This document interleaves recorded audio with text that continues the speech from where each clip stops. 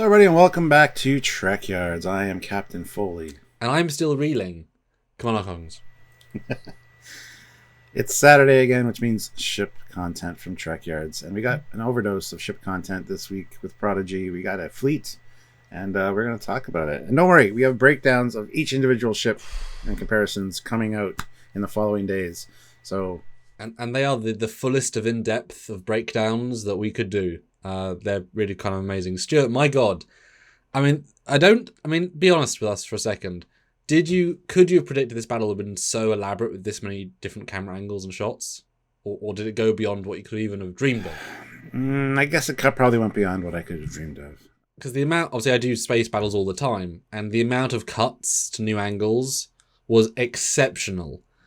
I don't think there's ever been a battle in all Star Trek history with this many edits. Because Sacrifice of Angels is like 15 shots, 14 shots, and then the season finale is reusing a lot of those shots.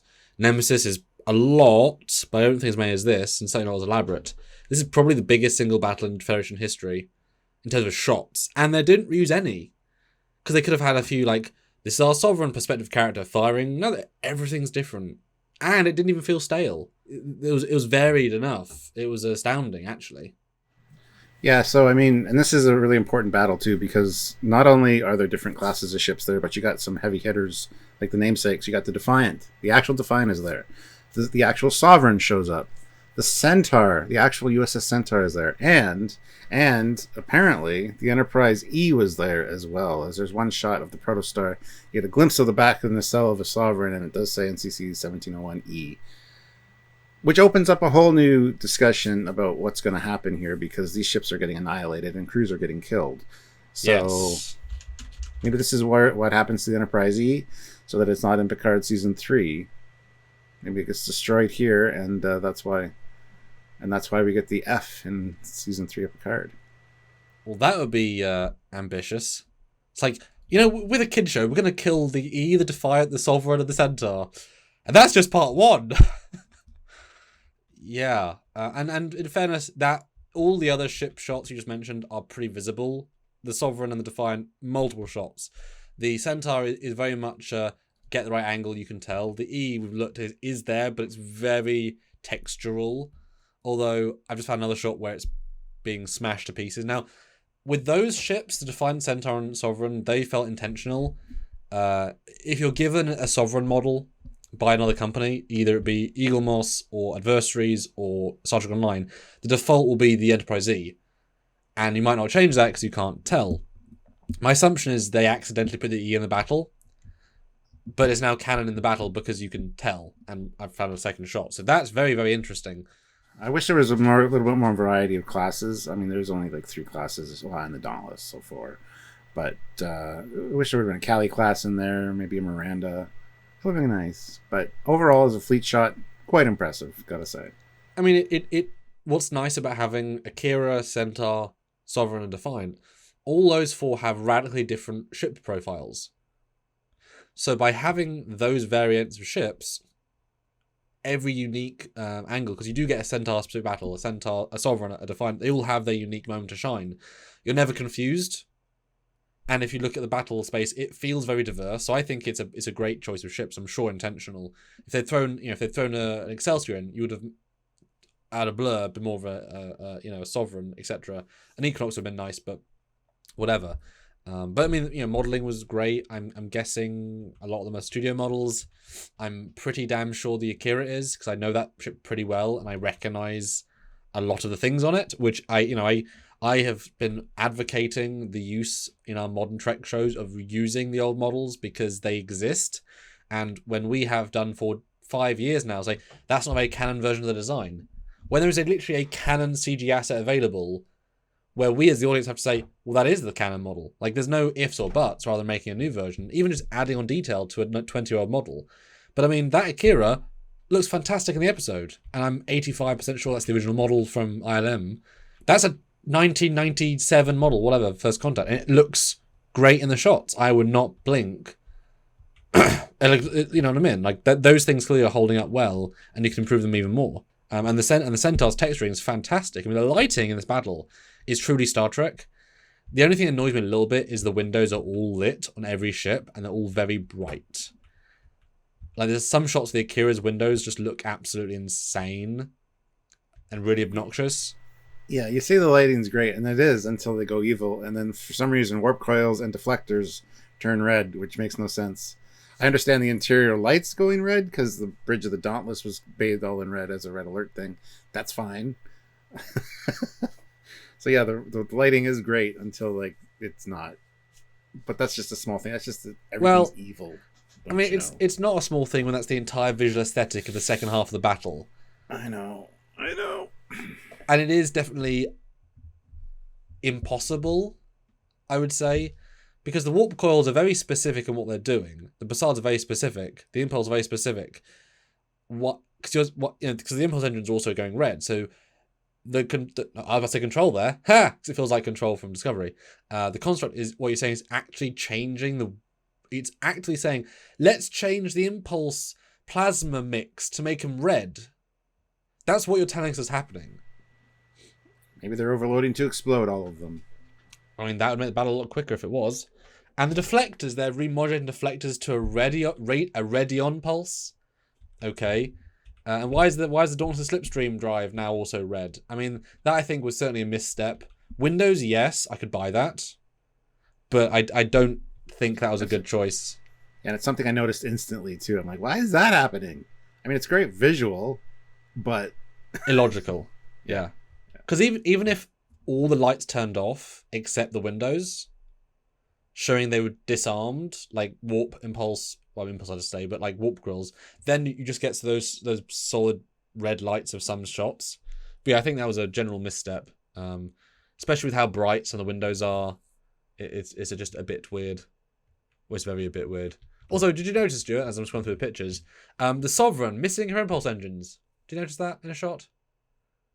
Yeah, they didn't render the impulse engine part of the model, which is funny because they're all. I'm looking at it right now. They look empty. They're all textured. Oh my god. Yep, they just didn't. And this is a beautiful hero shot of the E or of the Sovereign, and they just didn't render the impulse engines whatsoever. Like literally, they didn't include the geometry because that's what it is. And not just that, but there's a window above the shuttle bay. Yeah, I noticed that too. I was just going to say that. Which is that they just textured it grey. Like, why isn't that red then? That's a giant window. Yeah, and you got to appreciate this episode for also bringing in Bird of Preys, but a variant of the Bird of Prey, which we'll talk about at some point. Yes, we get more views finally, Stuart, after a year because we loved that Bird of Prey last time we saw it. Yeah, it was in Kobayashi Maru episode. I don't think most people noticed it until you pointed it out, Stuart, because it's kind of you got to really pay attention and really compare. Yeah, I noticed it right away. It's got quite a distinct wide body to it. Very happy to see more of it. Yeah, and we got the Gorn, we got some Tellarite ships, we got some Vulcan ships. There's a lot of stuff that comes in, so this is like heaven for Trekyards and for ship people. And it's actually well framed. Like I said, the shot composition is fantastic for the most part. There's some creative angles. Like, it's a creative, interesting battle. I will say, though, that in retrospect, now having watched it, I know you're not as a fan of the ships just staying still as they are, but the Defiants are going to be as amble as the Protostar, almost fully. Oh, yeah. So the fact there's only... yeah. Well, yeah, and not being a prototype. Like, it has more control over its systems. Because who's flying the ship on the Protostar? I think it was Zero. I think Zero. Like, no offense, but I don't think they're going to have as much piloting ability as a seasoned, hardcore pilot on a Defiant. And Dal is like, we've been in tougher spots with less practice. It's like, what tougher spot were you in? I don't remember anything tougher than this. These are all trained Starfleet crews, man. This is a very, very high-end fleet. No, Dal, you're lying to everybody in the scene. But he's the captain. He's trying to boost their self-esteem. So. But I do think, though, that the Defiants was thoroughly underused. Like I say, there should have been there was one brief moment they're being chased, but the Defiants can keep pace, and they should be zipping around the battle. Like, there's no reason for them to be static.